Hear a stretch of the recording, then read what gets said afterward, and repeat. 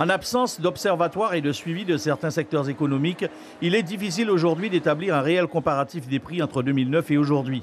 Mais certains chiffres fournis à la fois par l'INSEE, les syndicats et les économistes donnent tout de même une tendance des tarifs. On peut sans se tromper affirmer que les prix du carburant, l'une des principales revendications du LKP, ont baissé. Les prix sont inférieurs à ceux pratiqués en métropole, moins 20 centimes pour le litre de gasoil, de même pour le super. Le raffinage réalisé par la SARA localement et une meilleure administration des prix en sont les raisons. Autre aboutissement, l'accord Binot. L'augmentation de 200 € sur les bas salaires payés par l'État et les collectivités pendant les 3 premières années a été pérennisée dans plusieurs entreprises, même si des efforts restent encore à réaliser. Encore en débat, les prix sur les produits de première nécessité. Pour les observateurs comme Alain Plaisir, la baisse est réelle, entre 5 et 10 % selon les denrées. C'est d'abord la résultante de la baisse de l'octroi de mer de la part communale, notamment pour l'huile et le sel.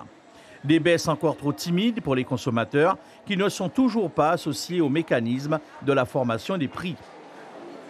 Et parmi les secteurs pointés du doigt, l'automobile. Les prix des véhicules, des pièces de rechange et surtout de l'entretien restent encore très élevés, et ce, malgré l'absence de la TVA sur les pièces de moteur dans les DOM, alors qu'en France, elle est de 19,6 %.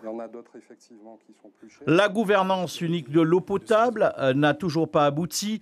La distribution est toujours assurée par de multiples syndicats intercommunaux et régies locales, ce qui engendre incompréhension, conflits et surtout coupures récurrentes.